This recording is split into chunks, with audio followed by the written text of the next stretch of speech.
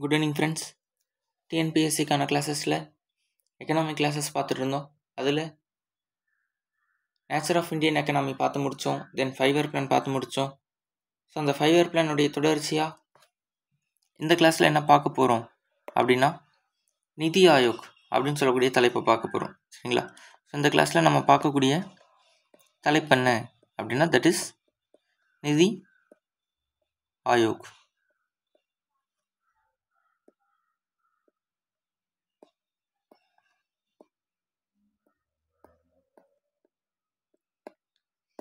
நிதி Aayog that is நிதி அப்படின்னா நேஷ்னல் இன்ஸ்டிடியூஷன் ஃபார்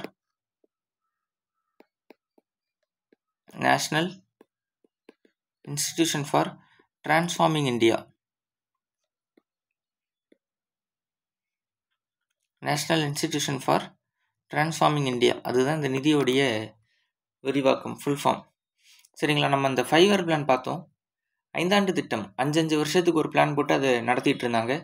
12வது 5 ஆண்டு திட்டத்தை பாதியிலே ஸ்டாப் பண்ணிட்டு 2015 உருவாக்கப்பட்டது தான் இது இந்த நிதி ஆயோக். சரிங்களா? ஸோ இதுக்கு என்ன காரணம் சொல்கிறாங்க, ஏன் 5 இயர் பிளானை ஸ்டாப் பண்ணிட்டு இவங்க இந்த நிதி ஆயோக் உருவாக்குறதா சொல்கிறாங்க அப்படின்னா, எல்பிஜி வர்றதுக்கு முன்னாடி, அதாவது அந்த லிபரலைசேஷன், ப்ரைவேடைசேஷன், குளோபலைசேஷன் இது வர்றதுக்கு முன்னாடி நம்ம சமதர்ம சித்தாந்தத்தை பின்பற்றிட்டு இருந்தோம். தட் இஸ் சோசலிசத்தை நோக்கி தான் நம்ம ஓடிட்டு இருந்தோம். அப்போது அந்த 5 ஆண்டு திட்டம் சரியாக இருந்துச்சு. பட் இப்போ நம்ம தனியார் மயமாக ஓடிட்டுருக்கோம்.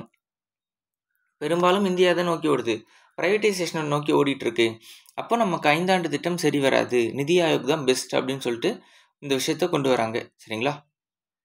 அப்போது இந்த நிதி ஆயோக் அப்படின்னு சொல்லக்கூடிய இந்த அமைப்பு என்னவா இருக்குது அப்படின்னா கவுன்சிலிங் அண்ட் ரிசர்ச் பாடியாக இருக்குது. இந்த நிதி ஆயோக் அப்படின்னு சொல்லக்கூடிய அமைப்பு கவுன்சிலிங் அண்டு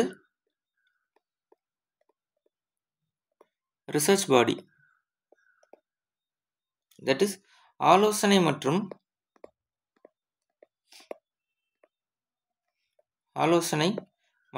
ஆய்வு நடவடிக்கை.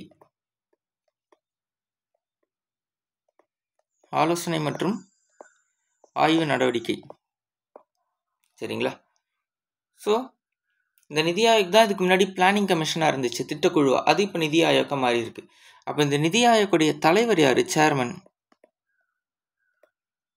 அப்படின்னு சொல்லி பார்த்தா பிரைம் மினிஸ்டர். நிதி ஆயோக்குடைய தலைவர் சேர்மன். துணைத் தலைவர் வைஸ் சேர்மன். வைஸ் சேர்மன் யார் அப்படின்னா person appointed by prime minister. பிரதமரால் நியமனம் செய்யப்படக்கூடிய நபர். Person appointed by prime minister, பிரதமரால் நியமனம் செய்யக்கூடிய நபர். CEO that is chief executive officer அப்படின்னு சொல்லுவாங்க. சீஃப் எக்ஸிக்யூட்டிவ் ஆஃபீஸர்னு ஒரு போஸ்ட் இருக்கு, சிஇஓ. இவரும் அப்பாயிண்டட் பை பிரைம் மினிஸ்டர் தான். பிரதமரால் நியமனம் செய்யப்படக்கூடிய நபர் தான் யாரு? இந்த சிஇஓவும். சரிங்களா? அப்போ இந்த நிதி ஆயோக் உருவாக்கப்பட்டது எப்போ, எந்த டைம் உருவாக்குறாங்க அப்படின்னா சரியாக ஜனவரி 1ஆம் தேதி 2015 நிதி ஆயோக் உருவாக்கப்படுது. ஸோ இந்த நிதி ஆயோக்கில் ஒரு 4 வார்த்தைகள் நம்ம முக்கியமாக தெரிஞ்சுக்க வேண்டியது இருக்குது. என்னென்ன அப்படின்னா பாட்டம் அப் அப்ரோச். நம்ம பிளானிங் கமிஷன் அந்த 5 ஆண்டு திட்டத்தை டாப் டு பாட்டம்னு படித்தோம் இல்லையா? இது என்ன சொல்கிறாங்கன்னா பாட்டம் அப் அப்ரோச், அதாவது கீழே இருந்து மேலே, அந்த பொருளாதாரத்தை கீழே இருந்து மேலே வளர்க்கணும். கிராமப்புறங்களுக்கு மேலே பஞ்சாயத்துக்கு மேலே மாவட்ட அளவில், மாவட்டத்துக்கு மேலே மாநில அளவில் அப்படின்னு கீழே இருந்து பொருளாதாரத்தை உற்பத்தி பண்ணணும், பெருக்கணும் அப்படின்னு சொல்கிறாங்க. அது போக மினிமம் கவர்மெண்ட்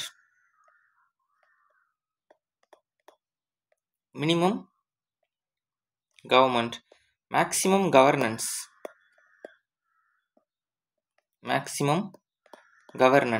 ஸோ அந்த வார்த்தைகளை நம்ம அப்படியே ஆங்கிலத்திலே எடுத்துக்கலாம். பட் நான் அதுக்கான விளக்கம் கொடுக்குறேன். என்ன அப்படின்னா மினிமம் கவர்மெண்ட்னா ஒரு விஷயத்த கவர்மெண்ட் சொல்லிட்டு போயிடணும். ஒரு சட்டம் போடுதா, கவர்மெண்ட் சட்டம் போடுறதோட முடிச்சிடணும். அங்கே மேக்ஸிமம் கவர்னன்ஸ்ன்றது வேலை அரசு அதிகாரிகள் அதிகமாக செஞ்சுக்கிட்டே இருக்கணும். வேலை நடந்துக்கிட்டே இருக்கணும். ஆனால் அதில் கவர்மெண்ட்டோட தலையீடு இருக்கக்கூடாது. அப்போது இன்னும் புரிஞ்சுக்கணும் அப்படின்னா டைரக்ட் பெனிஃபிட் ட்ரான்ஸ்ஃபர் அப்படின்னு ஒன்று இருக்குது. டைரக்ட், இதுக்கு எக்ஸாம்பிளாக நம்ம என்ன சொல்லலாம், டைரக்ட் பெனிஃபிட் ட்ரான்ஸ்ஃபர் அப்படின்னு சொல்லுவாங்க. 2013 மன்மோகன் சிங் பிரைம் மினிஸ்டராக இருந்தப்போ உருவாக்கப்பட்டது. சரிங்களா? மன்மோகன் சிங் பிரைம் மினிஸ்டராக இருந்தப்போ என்ன பண்ணாங்க, உருவாக்குனாங்க. என்னது, டைரக்ட் பெனிஃபிட் ட்ரான்ஸ்ஃபர் அப்படின்னு சொல்லக்கூடியது. ரைட்டா? இப்போது இந்த டைரக்ட் பெனிஃபிட் ட்ரான்ஸ்ஃபர் அப்படின்றது என்னென்னா, சரிங்களா, டைரக்ட் பெனிஃபிட் ட்ரான்ஸ்ஃபர் அப்படின்னு சொல்லக்கூடியது நம்ம என்ன பார்க்குறோம், மக்களுக்கு ஒரு ஸ்கீம் கொடுக்குறாங்க, அந்த ஸ்கீம் மூலயமா பணத்தை நேரடியாக கொடுக்கணும். இப்போ எக்ஸாம்பிளுக்கு 100 நாள் வேலை திட்டம் இருக்குது, மன்ரேகா ஸ்கீம் இருக்குது. சரிங்களா? 100 நாள் வேலை திட்டம். அந்த 100 நாள் வேலை திட்டம்னு சொல்லக்கூடியதில் மக்களுக்கு பணம் கொடுப்பாங்க, சம்பளம் கொடுப்பாங்க. இப்போ அந்த சம்பளம் கொடுக்குறப்போ அந்த சம்பளம் கொடுக்கக்கூடிய நபர் அந்த பணத்தை ஊழல் பண்ணுறதுக்கான வாய்ப்பு இருக்குது. சரிங்களா? அந்த பணத்தை ஊழல் பண்ணுறதுக்கான வாய்ப்பு இருக்குது இல்லையா? அது போக வேறு என்ன சொல்லலாம் அப்படின்னா, இந்த ஒரு பாஸ்போர்ட் எடுக்க போகிறோம், ஒரு டிரைவிங் லைசன்ஸ் எடுக்க போகிறோம் அப்படின்னா அங்கே ஊழல் நடக்க வாய்ப்பு இருக்குது. எக்ஸ்ட்ரா கூடுதலாக பணம் வாங்குறது, அந்த மாதிரியான விஷயங்கள் இதெல்லாமே நடக்காமல் இருக்கணும்னா அந்த மக்களுக்கும் அரசு அதிகாரிகளுக்கும் இருக்கக்கூடிய நேரடி தொடர்பை குறைக்கணும். அதுதான் இந்த டைரக்ட் பெனிஃபிட் ட்ரான்ஸ்ஃபர். அப்போ என்ன பண்ணுறாங்க, இப்போ பணத்தை டைரெக்டாக அக்கௌண்ட்லேயே போட்டுடுறாங்க. அப்போ இங்கே குறுக்க யாருமே கிடையாது. அப்போ நடுவில் யாருமே இல்லாதப்போ அங்கே ஊழல் தடுக்கப்படுது. இதுவே குறுக்க ஒரு ஆளுக்கிட்ட இருந்து நீங்கள் சம்பளமோ பணமோ வாங்கினீங்கன்னா அவர் அதில் சில பணம் எடுத்துப்பதற்கான வாய்ப்பு இருக்குது. அப்போ இதுதான் மினிமம் கவர்மெண்ட் மேக்ஸிமம் கவர்னன்ஸ் அப்படின்னு சொல்கிறாங்க. அது போக கோஆப்ரேட்டிவ் ஃபெடரலிசம்.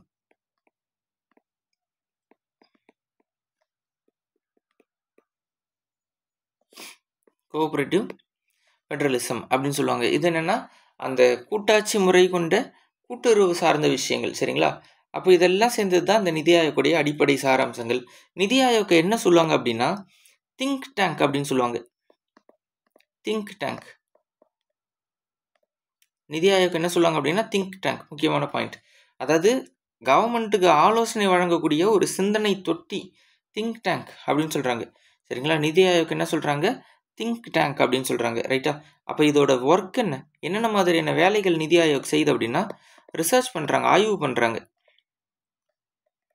நிதி ஆயோக் என்னென்ன மாதிரியான வேலை செய்கிறாங்க அப்படின்னா ஆய்வு பண்ணுறாங்க. என்ன மாதிரியான ஆய்வு, நாட்டுடைய பொருளாதாரத்தை எப்படி வளர்க்கலாம், கல்வி பொருளாதாரம் இதெல்லாத்தையும் எப்படி வளர்க்கலான்றதை பார்க்குறாங்க. அடுத்தது release index.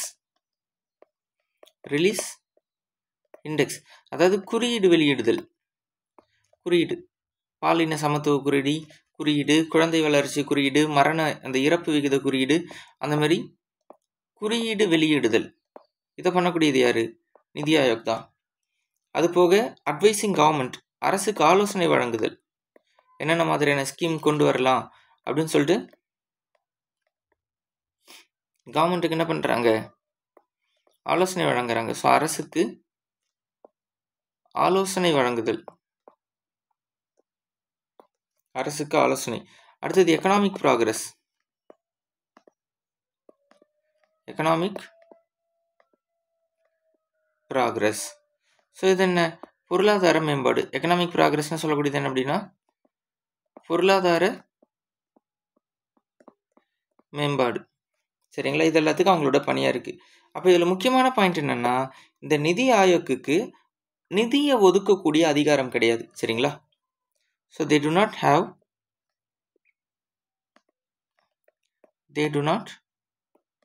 have power to allocate fund.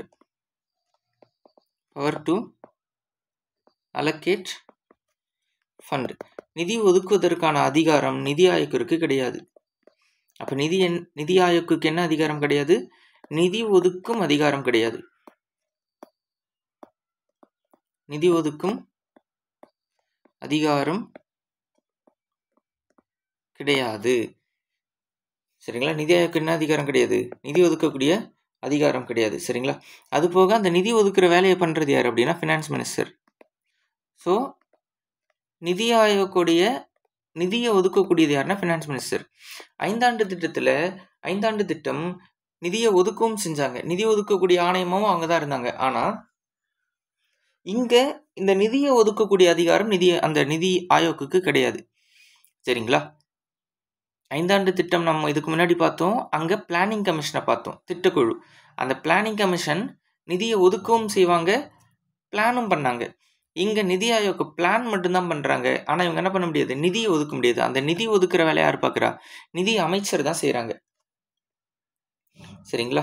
அப்போ இவங்க வந்து குறியீடு வெளியிடுறாங்கன்னு சொன்னோம் இல்லையா, இண்டெக்ஸ் குறியீடு. என்னென்ன மாதிரியான குறியீடெல்லாம் இவங்க வெளியிடுறாங்க? குறியீடுனாலே பெரும்பாலும் நிதி ஆயோக் தான் வெளியிடுறாங்க இன்னைய தேதிக்கு.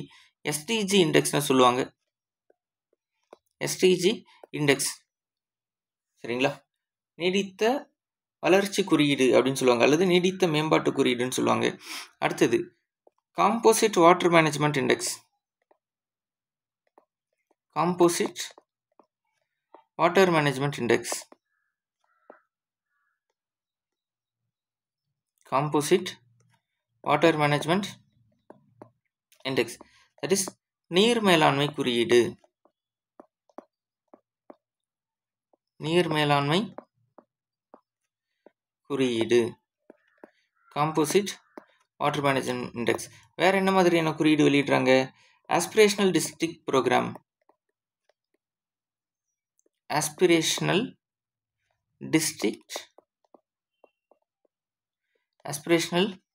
District program.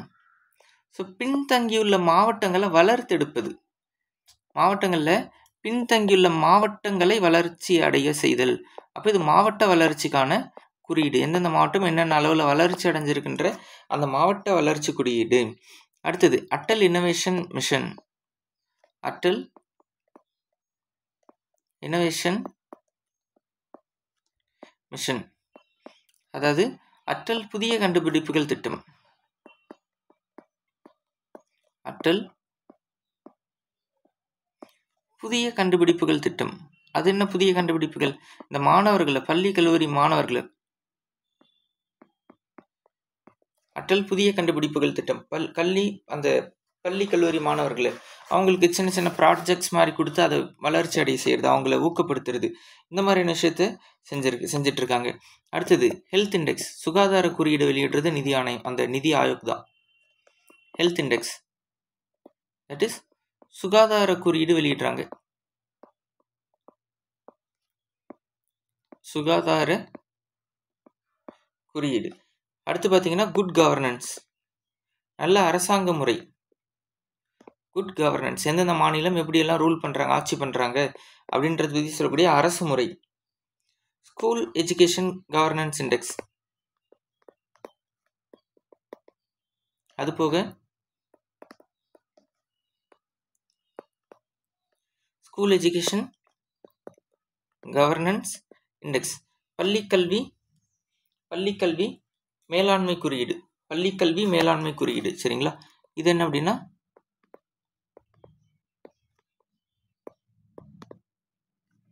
பள்ளிக்கல்வி மேலாண்மை குறியீடு. பள்ளிக்கல்வி மேலாண்மை குறியீடு. ஸோ இதெல்லாம் இந்த நிதி ஆயோக் விடக்கூடிய குறியீடுகள். இவங்கெல்லாம் அதுக்கு ரேங்க் போட்டு வெளியிடுவாங்க.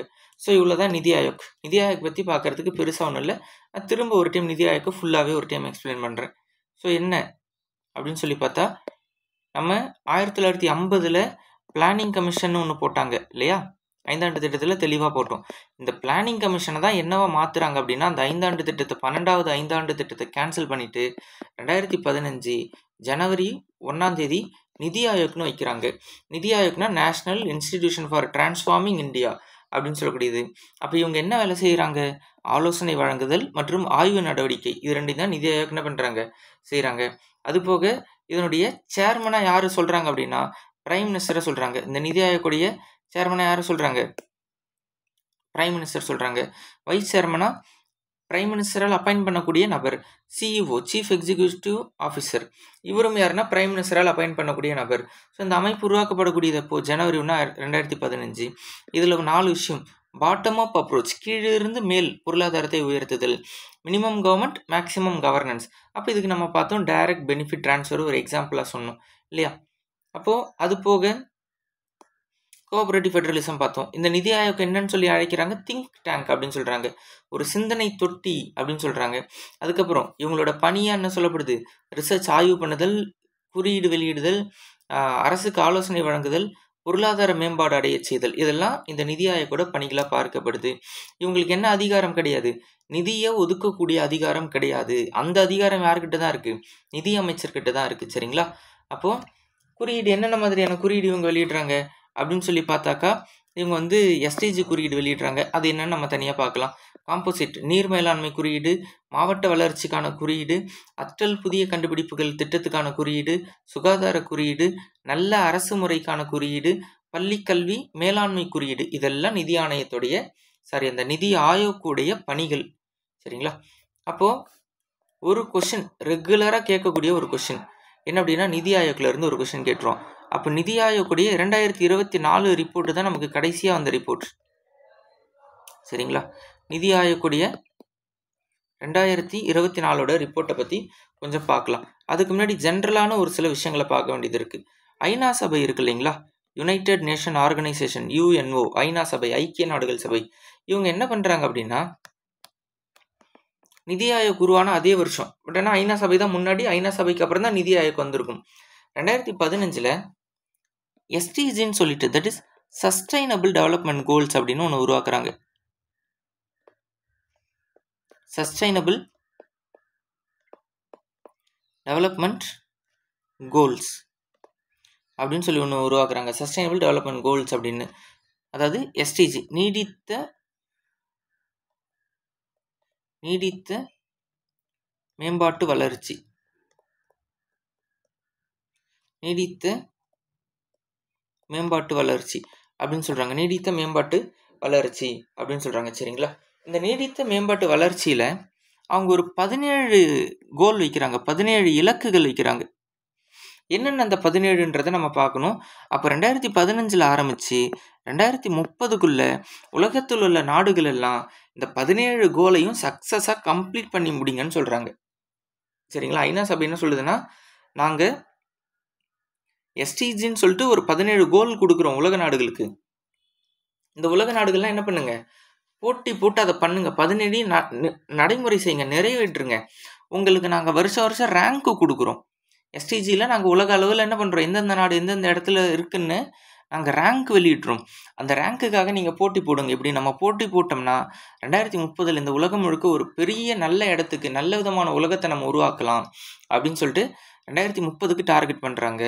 சரிங்களா? இந்த 17 கோல் என்னன்னு நமக்கு தெரிஞ்சிருக்கணும். 17ஐயும் வரிசலாக படிச்சிருக்கணும். ஏன்னா ஒரு எக்ஸாம்பிள் என்ன கேட்டிருந்தாங்க அப்படின்னா, 17ஐயும் வரிசைப்படுத்த சொல்லியிருந்தாங்க. அதில் ஒரு 5 கொடுத்து 5ஐயும் வரிசைப்படுத்த சொல்லியிருந்தாங்க. அப்போ அந்த 17ஐயும் பார்க்கலாம். சரிங்களா? ஸோ முதல் விஷயம், நோ பாவர்ட்டி, வறுமை இருக்கக்கூடாது, வறுமையின்மை.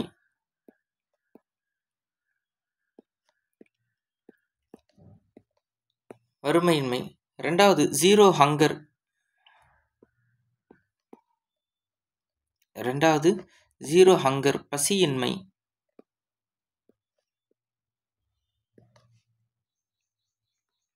3வது good health and wellbeing.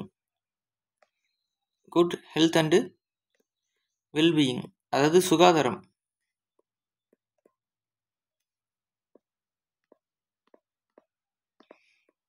Good health and wellbeing சொல்லக்கூடியது என்ன அப்படின்னா சுகாதாரம். 4வது குவாலிட்டி எஜுகேஷன்.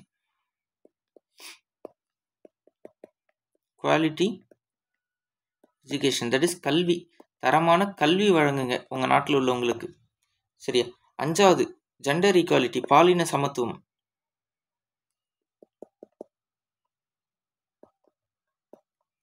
ஜெண்டர் ஈக்குவாலிட்டி, பாலின சமத்துவம். ரைட்டா? அது போக 6வது clean water and sanitation. Clean water and sanitation, that is தூய குடிநீர், சுத்தமான குடிநீர் கொடுங்க. தூய குடிநீர். 7வது affordable and clean energy. Affordable and clean energy. மக்களுக்கு சக்தினா என்னது? ரிசோர்ஸஸ், இயற்கை வளங்களை கொடுக்கறது. க்ளீன் எனர்ஜி அப்படின்னா இயற்கை வளங்கள், சூரிய சக்தி, நீராற்றல் சக்தி, மின்சார சக்தி, அந்த மாதிரி இயற்கை வளங்கள் வச்சு மக்களுக்கு கொடுக்கணும். 8வது decent work and economic growth. Decent work and economic growth. வேலை மற்றும் பொருளாதார வளர்ச்சி. வேலை மற்றும்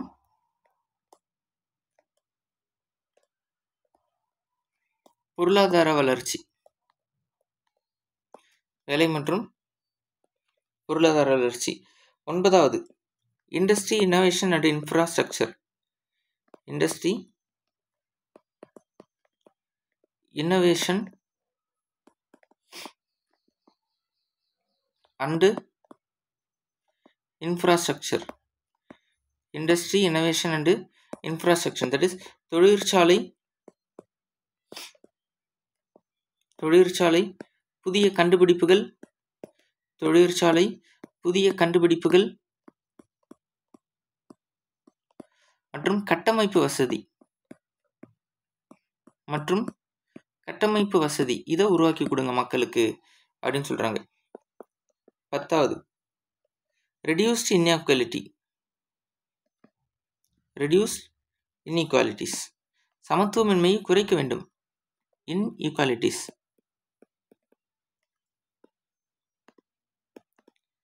சமத்துவமின்மையை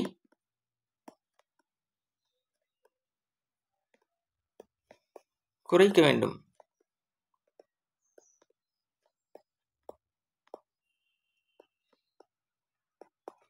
சமத்துவமின்மையை குறைக்க வேண்டும். 11வது sustainable cities and economics.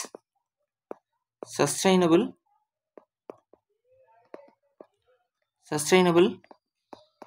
Cities and economics. Sustainable cities and economics, அதாவது வளர்ச்சி அடையும் நகரம் மற்றும் பொருளாதாரத்தை மேம்படுத்தணும். வளர்ச்சி நகரம் மற்றும் பொருளாதார மேம்பாடு. அடுத்தது 12வது responsible consumption and production. Responsible consumption and production. Responsible consumption and production, that is அந்த உற்பத்தியே பெருக்கணும். சரிங்களா? உற்பத்தியை பெருக்கணும் அப்படின்னு சொல்றாங்க. அடுத்தது கிளைமேட் ஆக்ஷன்ஸ்.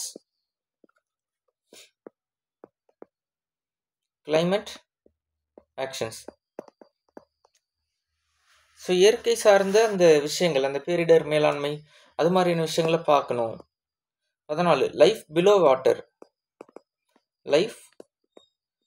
வாட்டர், அதாவது நீருக்கு அடியிலான வாழ்க்கை. நீருக்கு அடியிலான வாழ்க்கைன்னா அந்த இயற்கை சார்ந்த, கடல் சார்ந்த, நீர் சார்ந்த உயிரினங்களை பாதுகாக்கணும். Life on land. ஸோ இது மனிதர்கள், விலங்குகள் இதெல்லாம் பாதுகாக்கணும், அந்த மாதிரியான விஷயம். ஸோ 16 பீஸ்,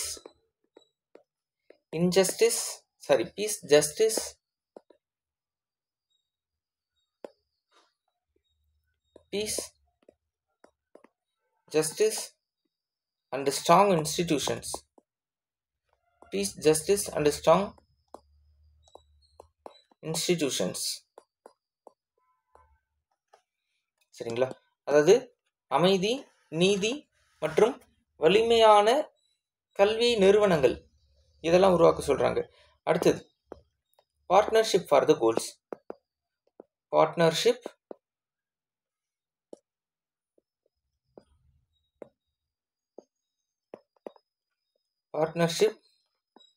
ஃபார் த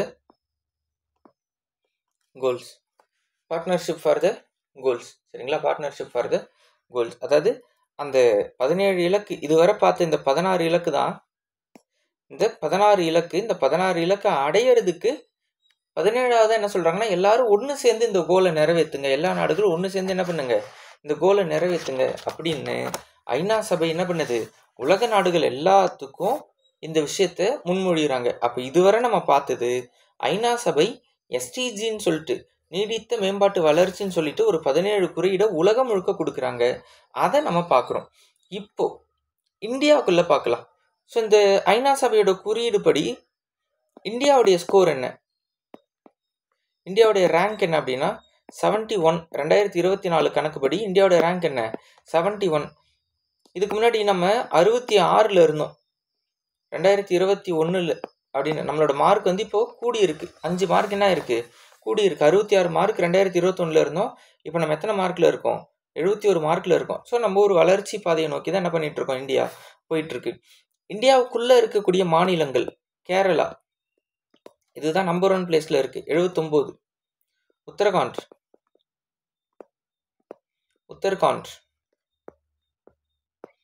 உத்தரகாண்டும் பார்த்தீங்கன்னா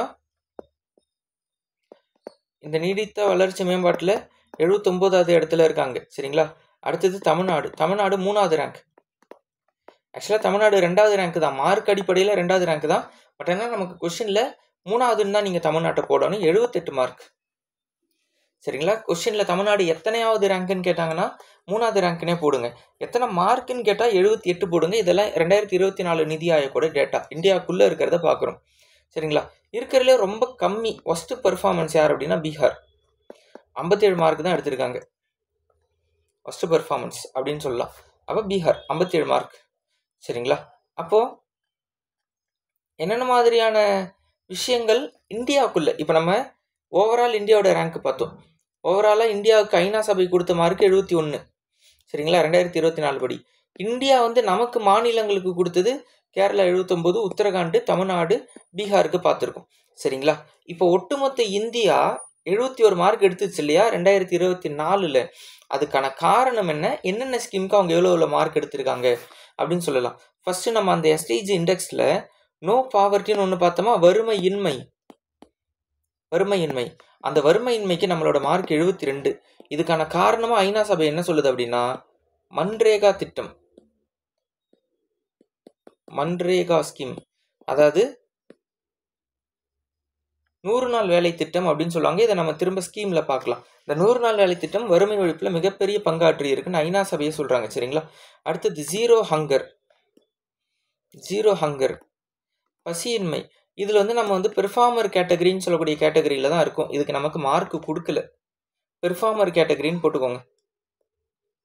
பசியின்மையில் நம்ம என்ன பண்ணுறோம், பெர்ஃபார்மர் கேட்டகரியில் இருக்கோம். அதுக்கான காரணம் national food security act, national food security or safety, national food safety act 2013.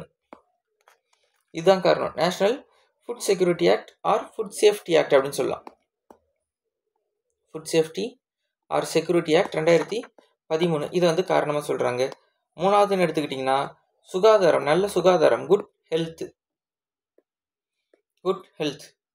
சரிங்களா. ஸோ இதில் நம்மளுடைய மார்க் வந்து 77 இருக்கும். சரியா. காரணம் இம்யூனைசேஷன் ப்ரோக்ராம்னு சொல்கிறாங்க. பட் இதுக்கு மார்க்கே போதுமானது. அடுத்தது ஜெண்டர் ஈக்குவாலிட்டி, பாலின சமத்துவம். இந்த பாலின சமத்துவத்தில் நம்ம கொஞ்சம் கம்மியாக தான் இருக்கும், 49 மார்க் தான் இருக்கும். அடுத்தது க்ளீன் வாட்டர், சுத்தமான குடிநீர். இதில் வந்து நம்ம மார்க் 89, கொஞ்சம் அதிக மார்க்கே இருக்கும். இதுக்கான காரணம் ஜல் ஜீவன் திட்டம், சென்ட்ரல் கவர்மெண்ட்டுடைய ஜல் ஜீவன் ஸ்கீம், வீட்டுக்கு வீடு குடிநீர் போட்டு பைப்பு போட்டு கொடுக்கறது. ஸோ ஜல் ஜீவன் திட்டம். 6வது கிளீன் எனர்ஜி, சூரிய சக்தி, நீர் சக்தி, மின்சார சக்தி, இந்த மாதிரியான கிளீன் எனர்ஜி. ஸோ இதில் பார்த்தீங்கன்னா நம்ம 96ல் இருக்கோம். இதுக்கு மிக முக்கியமான காரணம் சௌபாக்யா திட்டம், சௌபாக்யா ஸ்கீம், வீட்டுக்கு வீடு மின்சாரம் கொடுக்கறது, சௌபாக்யா திட்டம். சரிங்களா. 7வது அன்எம்ப்ளாய்மெண்ட்,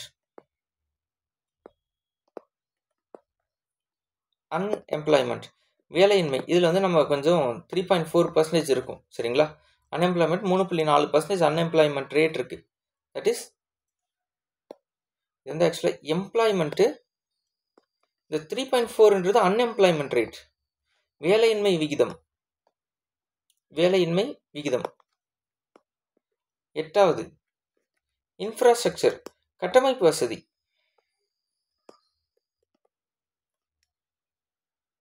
இன்ஃப்ராஸ்ட்ரக்சர் கட்டமைப்பு வசதி இது வந்து பார்த்தீங்கன்னா நம்ம 97.7% இருக்கும் மார்க்கு. ஸோ பெரிய அச்சீவ்மெண்ட். அதுக்கு காரணம் ரோடு தான். ரோடு ஃபெசிலிட்டி, ரோடு ஃபெசிலிட்டி, சாலை வசதி. இதுக்கு என்ன ஸ்கீம் சொல்கிறாங்க அப்படின்னா கிராம் சதக் யோஜனா. கிராம் சதக் யோஜனா, கிராம் சதக் யோஜனா அப்படின்னு சொல்லுவாங்க. சரிங்களா? அப்போ அது போக பார்த்தீங்கன்னா 9வதா இன்ஈக்வாலிட்டி, சமத்துவமின்மை. இன்ஈக்வாலிட்டி இது வந்து ஜென்ரலாக பொருளாதாரத்தில் அந்த மாதிரியான இன்ஈக்வாலிட்டி. ஸோ இதில் நம்ம 65 தான் இருக்கும், 65 மார்க் தான் இருக்கும். 10வது கல்வி, தட் இஸ் எஜுகேஷன். ஸோ இப்போ நம்ம பார்க்குற இந்த 10மே ஒட்டுமொத்த இந்தியாவுக்கானது. தமிழ்நாட்டை நம்ம இன்னும் பார்க்கவே இல்லை. தமிழ்நாட்டுடைய ரேங்க் 78ன்னு ஃபஸ்ட்டு பார்த்தோம், அதோடு முடிஞ்சுது. இன்னும் நம்ம தமிழ்நாட்டுக்குள்ளே வரவே இல்லை. இப்போ நம்ம ஒட்டுமொத்தமாக இந்தியாவுக்கு தான் பார்த்துட்ருக்கோம். சரிங்களா? 10வது கல்வி, அதில் குறிப்பாக கிராஸ் என்ரோல்மெண்ட் ரேஷியோ.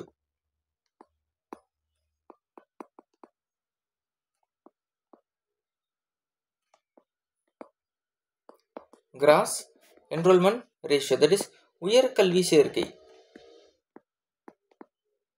உயர்கல்வி சேர்க்கை. ஸோ இதில் வந்து பார்த்தீங்கன்னா, அதாவது உயர்கல்வி சேர்க்கைன்னா 12வது முடிச்சுட்டு காலேஜுக்கு போகிறாங்க. வெறும் 28.4% தான் காலேஜுக்கு போகிறாங்க இந்தியா முழுக்க. அப்போ இதெல்லாம் இந்தியாவுடையது. சரிங்களா? இந்தியாவுடையது.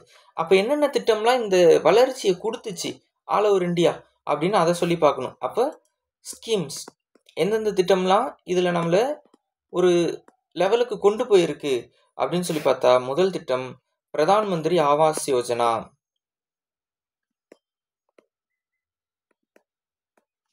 பிரதான் மந்திரி ஆவாஸ் யோஜனா.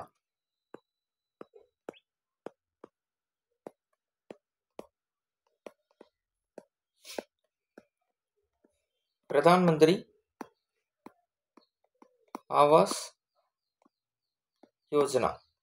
ஸோ இது திட்டம். ஸோ இந்த திட்டத்தின் அடிப்படையில் இது என்னென்னா வீடு கட்டி கொடுக்கறது. ஆவாஸ்னா வீடு. சரிங்களா?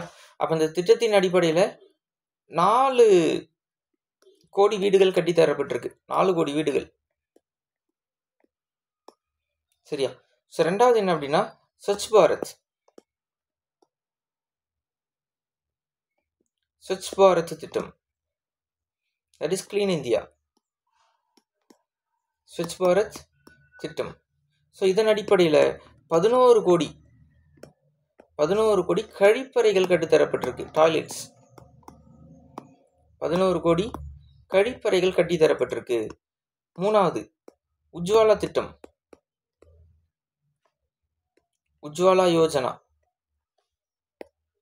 3வது என்ன அப்படின்னா உஜ்வாலா யோஜனா, உஜ்வாலா யோஜனா.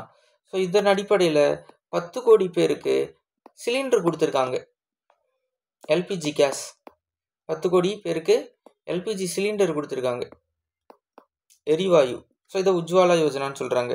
அதுக்கப்புறம் 4வது ஜல்ஜீவன் திட்டம். ஜல்ஜீவன் திட்டம் 14.9 கோடி வீட்டுக்கு, 14.9 கோடி வீடுகளுக்கு என்ன பண்ணியிருக்காங்க, குடிநீர் அந்த பைப் வசதி போட்டு கொடுத்துருக்காங்க. குடிநீர் வசதி, வீட்டுக்கு வீடு பைப் லைன் போட்டு கொடுக்குறாங்க இல்லையா, அது வந்து 14.9 கோடி வீட்டுக்கு பைப் வசதி போட்டு கொடுத்துருக்காங்க. 5வது ஆயுஷ்மான் பாரத். ஆயுஷ்மான் பாரத் இது வந்து மருத்துவ உதவி. சரிங்களா? ஆயுஷ்மான் பாரத்.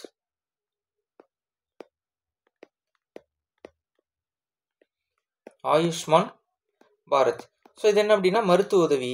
கிட்டத்தட்ட இதுவரை 30 கோடி மக்கள் இந்த மருத்துவ காப்பீட்டு திட்டத்தின் மூலயமா பயனடைஞ்சிருக்காங்க அப்படின்னு சொல்கிறாங்க. ஆயுஷ்மான் பாரத் என்றது என்ன, மருத்துவ உதவி. 30 கோடி மக்கள் என்ன பண்ணியிருக்காங்களாம், பயனாளர்களாக மாறி இருக்காங்க அப்படின்னு சொல்கிறாங்க. அது போக 6வது பார்த்தீங்கன்னா, சரியா, அது போக 6வதாக இருக்கக்கூடிய திட்டம் பிஎம் முத்ரா யோஜனா. 6வது பிஎம் முத்ரா யோஜனா அப்படின்னு சொல்லுவாங்க. பிஎம் முத்ரா யோஜனா. இது வந்து அதாவது லோன் வழங்கக்கூடிய, கடன் கொடுக்கக்கூடிய திட்டம். இதில் பார்த்தீங்கன்னா 43 கோடி, சரிங்களா, 43 கோடி கடன் வழங்கப்பட்டிருக்குன்னு சொல்றாங்க. இந்த திட்டத்தின் கீழே 43 கோடி கிட்ட என்ன பண்ணிருக்காங்க, கடன் வழங்கியிருக்காங்க அப்படின்னு சொல்றாங்க. அடுத்தது சௌபாக்கியா திட்டம். சௌபாக்கியா, ஸோ இது வீட்டுக்கு வீடு கரண்ட் கொடுக்கறது 100% என்ன பண்ணிட்டாங்கன்னா இம்ப்ளிமெண்ட் பண்ணிட்டாங்க. 100% நடைமுறை செஞ்சுட்டாங்க. சரிங்களா, 100% என்ன பண்ணிட்டாங்க, நடைமுறை செஞ்சுட்டாங்க. ரைட்டா? அப்போ இதெல்லாம் முக்கியமான திட்டங்கள். இந்தியா வந்து இன்னைக்கு இந்த நீடித்த வளர்ச்சி மேம்பாட்டில் முன்னிலை வகுக்கிறதுல காரணங்களா இருக்கக்கூடிய திட்டங்கள். சரியா? அது போக வேற என்ன சொல்லலாம் அப்படின்னா, ரினியூவபிள் எனர்ஜி, மீண்டும் பயன்படுத்தக்கூடிய ரினியூவபிள் எனர்ஜி, குறிப்பா சோலார் பவர் கெப்பாசிட்டி. அந்த சூரிய சக்தியில நம்ம என்னவா இருக்கும், சோலார் பவர் கெப்பாசிட்டி. சூரிய சக்தியில நம்ம வந்து பார்த்தீங்கன்னா 2.82 தான் இருந்தோம். 2.82 ஜிகாவாட், ஜிகாவாட். இன்னைக்கு நம்ம என்னவா இருக்கோம் அப்படின்னா 73.32 ஜிகாவாட். ஒரு பெரிய வளர்ச்சி, மிகப்பெரிய வளர்ச்சி. 2.82 ஜிகாவாட்ல இருந்து 73.32 ஜிகாவாட்டுக்கு நம்ம உயர்ந்திருக்கோம். சரிங்களா? அடுத்து பார்த்தீங்கன்னா 9வது national food security act 2013. National food security act, national food security act எப்போ, 2013. ஸோ இதில் பார்த்தீங்கன்னா 80 கோடி மக்கள் பயனடைஞ்சிருக்காங்க. 80 கோடி மக்கள் பயனடைந்தனர்.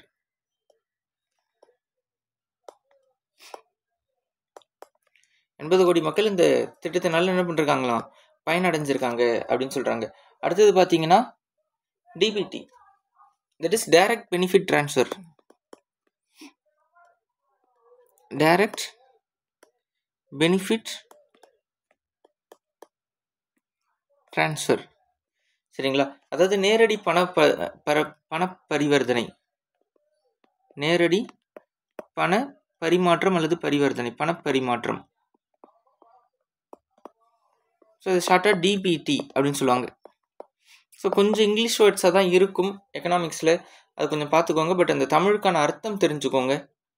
இதில் என்னென்னா 34 லட்சம் கோடி என்ன பண்ணியிருக்காங்க, பணம் டிரான்ஸ்ஃபர் பண்ணியிருக்காங்க மக்களுக்கு. கவர்மெண்ட்டோட எல்லா ஸ்கீம்ஸையும் சேர்த்து கிட்டத்தட்ட 34 லட்சம் கோடி டிரான்ஸ்ஃபர் பண்ணியிருக்காங்க. இப்போது எல்லா மக்களுக்கும் பணத்தை அக்கௌண்ட் மூலியமாகவே கொடுக்கணுன்னா எல்லா மக்களுக்கும் என்ன பண்ணணும், பணத்தை வந்து அக்கௌண்ட் ஓப்பன் பண்ணணும் இல்லையா ஃபஸ்ட்டு. கரெக்டு தானே? இப்போ அக்கௌண்ட் மூலிமா மக்கள் எல்லாருக்கும் பணம் கொடுக்கணுன்னா முதல்ல எல்லா மக்களுக்கும் பணம் அக்கௌண்ட் ஓப்பன் பண்ணணும் இல்லையா? அப்போ அந்த அக்கௌண்ட் ஓப்பன் பண்ணுறதுக்கும் திட்டம் கொண்டு வந்தாங்க.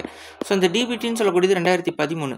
இந்த டிபிடியை நடைமுறைப்படுத்துறதுக்கு அக்கௌண்ட் ஓப்பன் பண்ணது 2015. PM Jan Dhan account, PM Jan Dhan account அப்படின்னு சொல்லுவாங்க, ஜன்தன் கணக்கு. இது 2015 எல்லாரும் அக்கௌண்ட் ஓப்பன் பண்ணுங்க அப்படின்னு சொன்னாங்க. சரிங்களா? அடுத்தது skill India mission. Skill India mission. சரிங்களா? Skill India mission. அப்போ இதில் 1.4 crore இளைஞர்கள், அதாவது யூத், 1.4 கோடி இளைஞர்கள் என்ன பண்ணுறாங்க, இதில் பயனடைகிறாங்க. இந்த தங்களுடைய திறமையை வெளிக்காட்டுவதற்கான திட்டம். சரிங்களா? அப்போ இதுவரை பார்த்தது இந்தியாவுக்கானது, இது எல்லாமே இந்தியாவுக்கானது. இப்போ தான் நம்ம என்ன பார்க்க போகிறோம்னா தமிழ்நாட்டுக்குள்ளே வரப்போகிறோம். தமிழ்நாட்டுடைய பங்கீடு என்ன, 2024 நிதி ஆயோகோட ரிப்போர்ட் படி தமிழ்நாட்டுடைய பங்கீடு என்ன அப்படின்னு சொல்லி பார்த்தா, தமிழ்நாடு மொத்தமாக 13ல் முன்னிலை, முதல் இடத்துல இருக்குது. 13ல் முன்னிலையில் இருக்குது இந்த குறியீட்டில். சரிங்களா? ஓவராலாக தமிழ்நாடு எத்தனாவது ரேங்க்குன்னு நம்ம ஆல்ரெடி பார்த்தோம். ஓவரால் ரேங்க்கு, ஸோ ரேங்க்குன்னு எடுத்துக்கிட்டிங்கன்னா தமிழ்நாடு 3rd ரேங்க்கில் இருக்குது. மார்க்குன்னு எடுத்துக்கிட்டிங்கன்னா 78 இருக்குது. 78 மார்க் நம்ம 2024 கணக்குப்படி. இதுக்கு முன்னாடி 2021 தான் நமக்கு வெளியிட்டாங்க இந்த நிதி ஆயோக்குடைய அறிக்கை. அப்போ 2021 கணக்குப்படி நம்ம என்ன பண்ணிருக்கோம், 74 இருந்திருக்கோம், இப்போ 78 வந்திருக்கோம். அப்போ ஒரு வளர்ச்சி பாதையில் தான் தமிழ்நாடு போயிட்டுருக்கு. நோ பாவர்ட்டி, வறுமை ஒழிப்பு, அதாவது வறுமை இன்மை, நோ பாவர்ட்டி, இதில் தமிழ்நாடு தான் ஃபர்ஸ்ட் ரேங்க். வறுமையின்மையில் இந்தியாவிலே முதல் பிளேஸ் யார், தமிழ்நாடு. இது வந்து தமிழ்நாடு அரசு வெளியிடுறது கிடையாது, மத்திய அரசு வெளியிடுறது. நிதி ஆயோக் சொல்லக்கூடிய மத்திய அரசு இன்ஸ்டிடியூஷன் நிர்வாகம் வெளியிடக்கூடியது. அதில் தமிழ்நாடு முதலிடம் வறுமையின்மையில். எம்எம்ஆர்னு சொல்லுவாங்க, மெட்டர்னல் மார்டாலிட்டி ரேட். ரெண்டாவது பார்த்தீங்கன்னா மெட்டர்னல் மார்டாலிட்டி ரேட், மகப்பேறு இறப்பு விகிதம். மகப்பேறு இறப்பு விகிதம், அதாவது 1,00,000 பிரசவம் நடக்குதுன்னா 1,00,000 பிரசவத்தில் எத்தனை குழந்தைங்க இறந்து போகிறாங்க, எத்தனையில் 1,00,000 பிரசவத்தில் 54 குழந்தைங்க இறந்து போகிறாங்க. தமிழ்நாட்டை பொறுத்தவரை 1,00,000 பிரசவத்தில் எத்தனை குழந்தைங்க இறந்து போகிறாங்க அப்படின்னா 54 குழந்தைகள் இறந்து போகிறாங்க. இதுக்கு முன்னாடி 2021க்கு 57 பேர் இறந்துட்டு இருந்தாங்க, இப்போ 54 பேர் தான் இறக்குறாங்க. ஸோ நம்ம அடுத்த கட்டத்துக்கு நகர்றோம், வளர்ச்சி அடையக்கூடிய மாநிலமாக தமிழ்நாடு இருக்குது. அடுத்து குழந்தைங்களில் அண்டர் 5, 5 வயசுக்குள்ள குழந்தைங்களுடைய இறப்பு விகிதம்.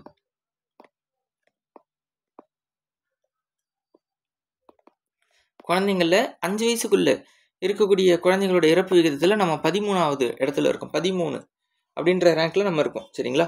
அடுத்தது மொத்த கல்வி சேர்க்கை. மொத்த கல்வி சேர்க்கை, இந்த மொத்த கல்வி சேர்க்கைன்னு சொல்லக்கூடியது 47%, சரிங்களா. மொத்தமாக கல்வி சேர்க்கை, அதாவது இந்த கிராஸ் என்ரோல்மெண்ட் ரேஷன் பார்த்தோமா, கிராஸ் என்ரோல்மெண்ட் ரேஷியோ. 12th முடிச்சுட்டு காலேஜுக்கு போகிறவங்க தமிழ்நாட்டில் 47% 12th முடிச்சுட்டு என்ன பண்ணுறாங்க, காலேஜுக்கு போகிறாங்க. ஆனால் ஆல் ஓவர் இந்தியான்னு எடுத்துக்கிட்டிங்கனாலே 28.4 தான் இல்லையா. இந்தியாவை விட கல்வியில் தமிழ்நாடு ரொம்ப பெரிய இடத்துல இருக்குது, இரட்டிப்பு மடங்காக இருக்காங்க இல்லையா. அப்போது வாட்டர் செக்யூரிட்டி, அதாவது குடிநீர், சுத்த குடிநீர், அதில் பார்த்தீங்கன்னா நம்ம என்னவா இருக்கும் 81.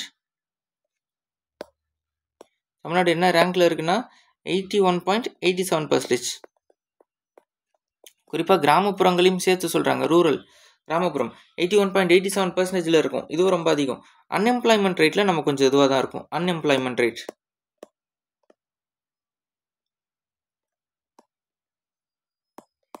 ஸோ இது பார்த்தீங்கன்னா 4.8% இருக்கும்.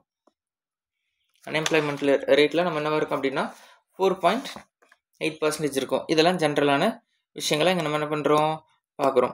அதுபோக தமிழ்நாட்டுக்கு வேறு என்னெல்லாம் இருக்குது அப்படின்னு சொல்லி பார்க்கலாம்.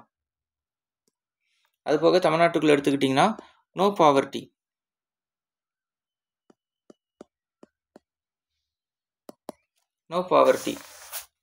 வறுமையின்மை அப்படின்னு சொல்லக்கூடியதில் அந்த ரேங்க்ஸ் பார்த்தோம். அந்த மார்க்கை கொஞ்சம் பார்த்துடலாம். நோ பாவர்ட்டி 92 மார்க்கில் நம்ம இருக்கோம். இதுக்கு முன்னாடி 72 இருந்துச்சு 2021 படி, இப்போ 2024 படி 92 மார்க்கு. அடுத்தது குட் ஹெல்த், சுகாதாரம். ஸோ இந்த குட் ஹெல்த்தில் பார்த்தீங்கன்னா 77, இதுக்கு முன்னாடியும் 77 தான், அது அப்படியே மெயின்டைன் ஆகுது. அடுத்து ஜீரோ ஹங்கர், அந்த பசி இல்லாமல் இருக்கிறதுல நம்ம எங்கே இருக்கோம்னா 75ல் இருக்கும், நல்ல ரேங்க்கு. ஏன்னா இதுக்கு முன்னாடி 52 தான் இருந்தோம். அடுத்து கல்வி, தட் இஸ் எஜுகேஷன். இந்த எஜுகேஷனில் நம்ம 76ல் இருக்கோம், இதுக்கு முன்னாடி 61ல் இருந்தோம் 2021 படி. ஸோ growth இருக்குது. ஜெண்டர் ஈக்குவாலிட்டி, பாலின சமத்துவம், இதில் நம்ம 53ல் இருக்கோம் ரேங்க்கு. அடுத்து க்ளீன் வாட்டர், சுத்த குடிநீர், இது வந்து 90. இதுக்கு முன்னாடி நம்ம என்ன பார்த்தோம், இதே க்ளீன் வாட்டருக்கு அப்படின்னா வாட்டர் செக்யூரிட்டிக்கு 81.87, அது கிராமப்புறங்களுக்கானது. இங்கே நம்ம ஜென்ரலாக தமிழ்நாட்டுக்குன்னு எடுத்தால் 90ல் இருக்கும், சரிங்களா. அடுத்து க்ளீன் எனர்ஜி, இந்த எனர்ஜின்னு பார்த்தீங்கன்னா 100க்கு 100 ஃபுல் மார்க் எடுத்திருக்கோம். ரெடியூஸ் இன்இக்வாலிட்டி, சமத்துவமின்மையை குறைக்கிறது. ரெடியூஸ் இன்இக்வாலிட்டி, சமத்துவமின்மையை குறைக்கிறது. அதில் நம்ம 76ல் நிற்கிறோம். ரெடியூஸ் இன்இக்வாலிட்டி, சமத்துவமின்மையை குறைக்கிறதுல 76ல் நிற்கிறோம். அடுத்தது கிளைமேட் ஆக்ஷன், அந்த இயற்கை சார்ந்த விஷயங்களை நம்ம 81ல் நிற்கிறோம். சரிங்களா. அடுத்தது ஆதார் கவரேஜ், இந்த ஆதார் கார்டு விநியோகத்தில் ஆதார் கார்டு விநியோகம், அந்த ஆதார் கவரேஜில் 97.94% இருக்கும். சரிங்களா. அப்போது இதோட நிதி ஆயோக் மொத்தமாக முடியுது. நிதி ஆயோக்னா என்னென்னு பார்த்தோம், எஸ்டிஜின்னா என்னென்னு பார்த்தோம், ஐநா சபை என்ன பண்ணுது, இந்தியாவுக்கு எவ்வளோ, இந்தியாவுக்கு அப்புறம் பார்த்தீங்கன்னா நம்ம தமிழ்நாட்டுக்குள்ளே என்னென்ன விஷயம் அப்படின்னு சொல்லிட்டு கரண்ட் அஃபேர்ஸோடு சேர்த்து பார்த்து முடிச்சிட்டோம். ஸோ இந்த ஒரு வீடியோவிலேருந்து கம்பல்சரியாக எக்கனாமிக்ஸில் 1 or 2 கொஷின்ஸ் உண்டு. ஸோ ப்ராப்பராக படிங்க. சரிங்களா. தேங்க்யூ.